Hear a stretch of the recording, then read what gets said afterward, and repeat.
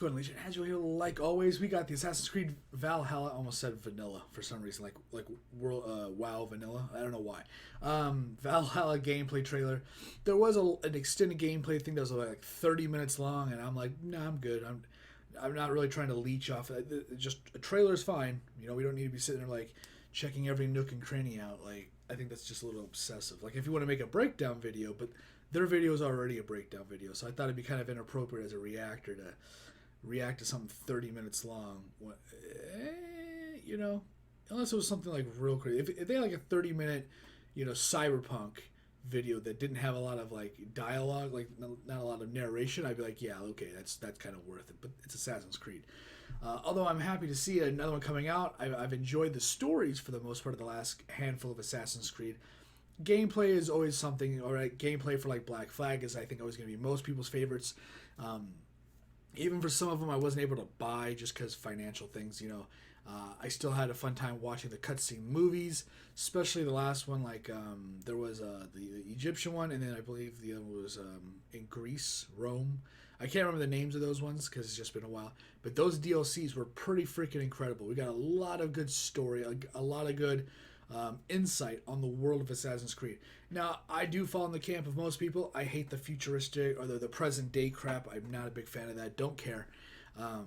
But you want to hear about the race before us, right? You want to hear about all of that stuff. It's super, super interesting, and I'm really digging that story, that avenue they're going down. So I hope this one gives us a lot of, like, just a lot of the meat and the potatoes of what the lore. I just want lore. I want a lore dump. That's what I want.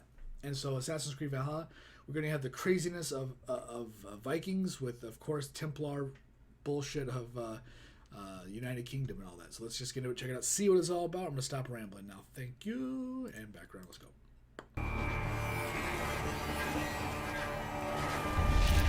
If we get to sail the open seas, that'd be kind of cool too. Probably not. In Assassin's Creed Valhalla, you will relive the epic saga of the Viking invasion of England. England. Why did I say the United Kingdom? I meant England. You play as Eivor, a Viking from Norway, who will lead his or her battle-hardened warriors across the North Sea to the British Isles. Eivor is driven by an ambitious goal, to build a thriving Norse settlement in a hostile land. The good of our clan, there is sailing. this time we go a Viking. Oh, okay. Today we raid, that tomorrow we may build. England is a dark age tangle of broken kingdoms and warring dynasties. A land of opportunity and riches. It's sail effect. As you prowl England's rivers by longship, Dude. you may raid locations you spot from the You just literally pulled up to a settlement and you hear people screaming because they know they're about to get raided. That is really cool. shoreline. Ground your ship and blow your horn to lead your raiding crew into battle. Dude, what? You get to burn down buildings, possibly? Or is that just going to flush people out? I wonder what this does. I wonder what that does. Ooh, revive. Your crew will assist you on all your raids, fighting enemies, At least it looks good. battering down doors, and stealing cargo too heavy for one set of arms. Oh, that's pretty cool. Whatever riches and resources you pillage may be used to develop your settlement, giving you access to useful services, What? better tools, and new settlers. You get to build your own At the heart of your colony? settlement is the Alliance map. It will serve as a record of the allies you have made, and a guide for future opportunity. Dude, this is like everything I think anybody, most people would want. Oh my god, you get the awesomeness of Assassin's Creed, right? The gameplay, because the gameplay's fun. You know, it's not on the repetitive side because it has a lot of variation. So you always have a lot of fun. Plus the exploring, the movement, it all kind of goes together pretty well. I never get tired of like, oh, that's the movement, that's the combat. It all kind of is not super repetitive, but there is a fine amount of things you can do.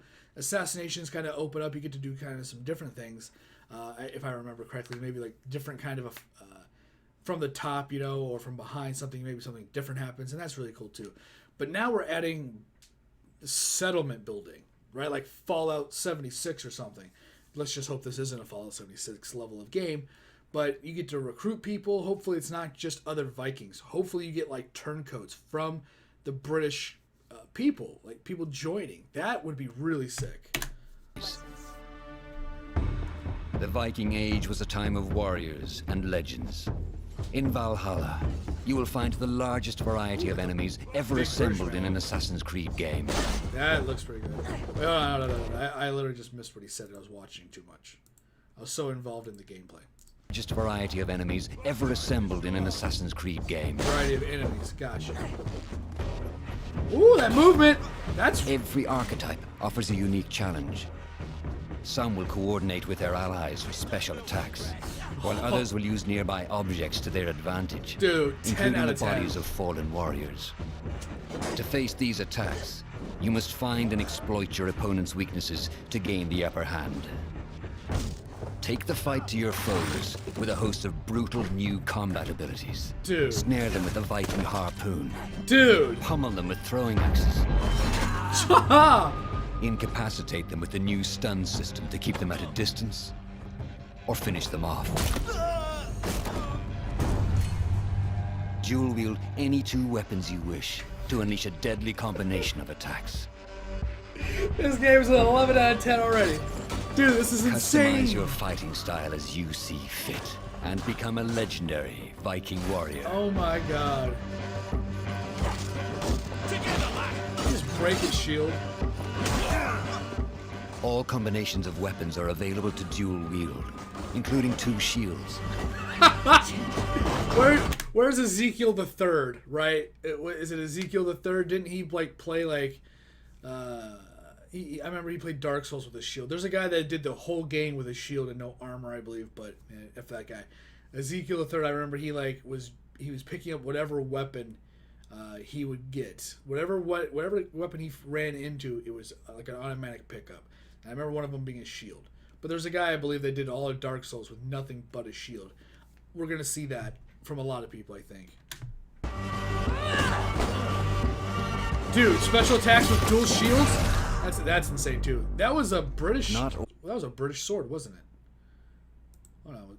Was that a British claymore? That right there, the fact that that's even, like, that function is in the game, it means they thought ahead for people dual wielding shields. Like they really, it looks like they invested a lot of forethought in what people are going to be doing in this game. Not just two hammers or a hammer and something else, but possibly like a hammer and like a spear, maybe, if that's even possible, or like a torch if there's a torch and like something else.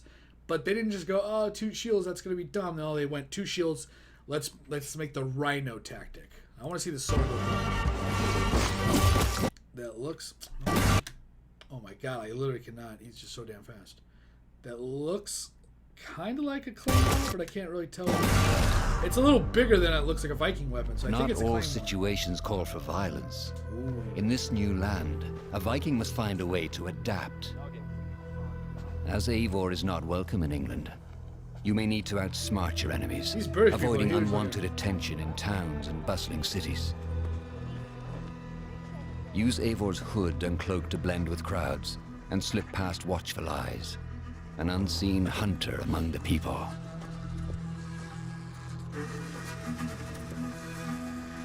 From capital cities and villages to the dense forests and rolling hills of England, exploration is vital to keeping yourself sharp.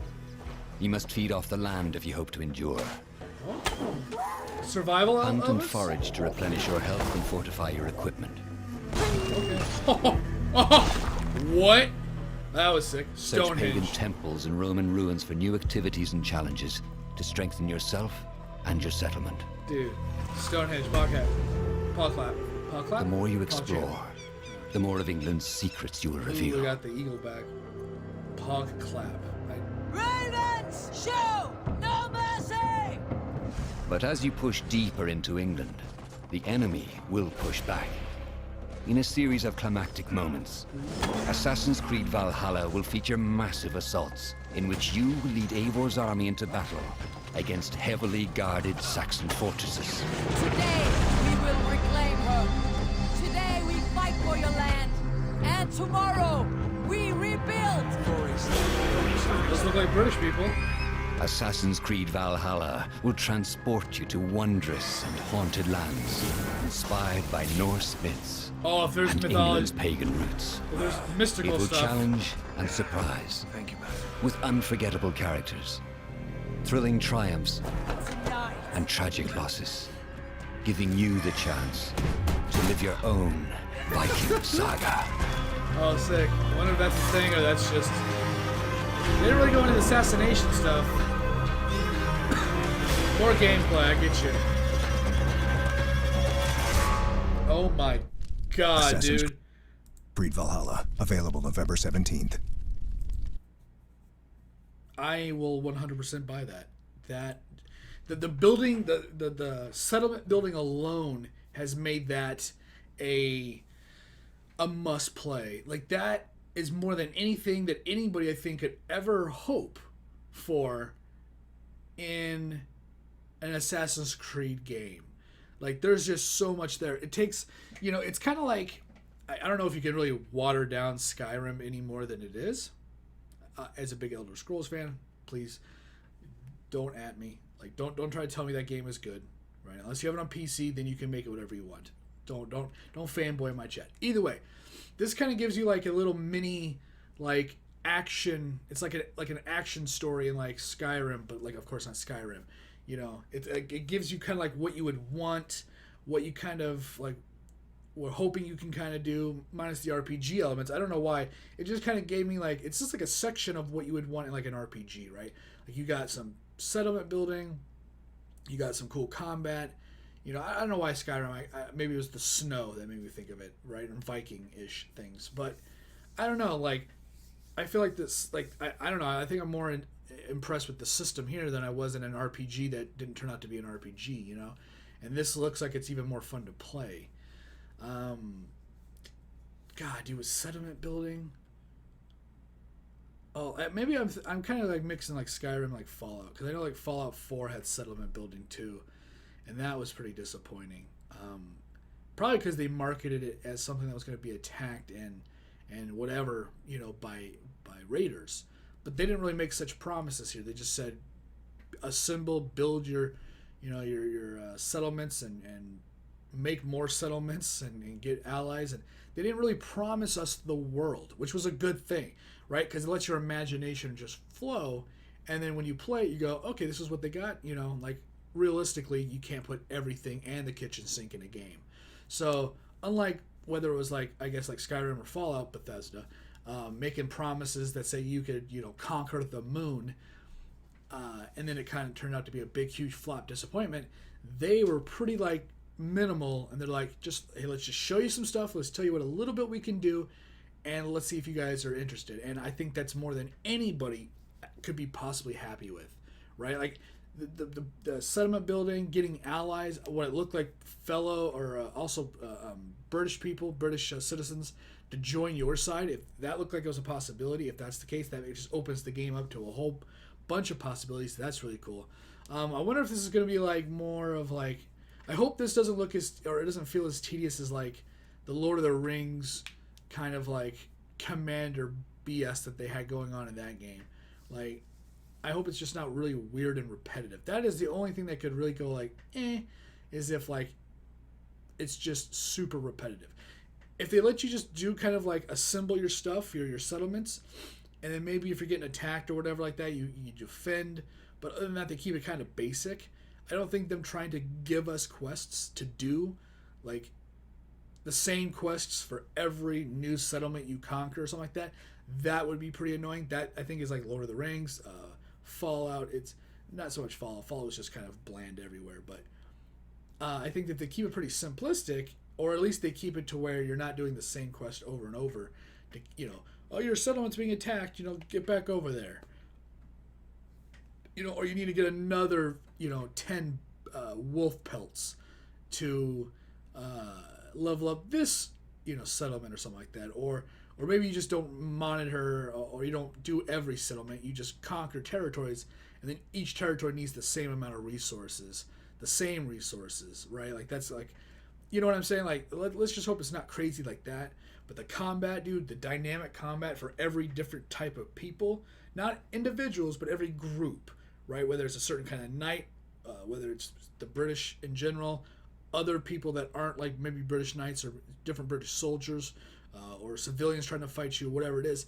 They're saying that every kind of major type of person or character group, every major type of group, and maybe even the bosses, or the bosses maybe specifically, they all have their unique dynamic combat. Like the certain bigger British dudes are going to be throwing like rocks at you and foliage around whatever. They're going to be picking up crap and throwing it at you. Some are going to be picking up like dead soldiers and throwing it at you. If it's like three crazy like other British soldiers are going to be like grabbing you and they're both going to be like stabbing you. Like all very dynamic stuff for every like group it looked like.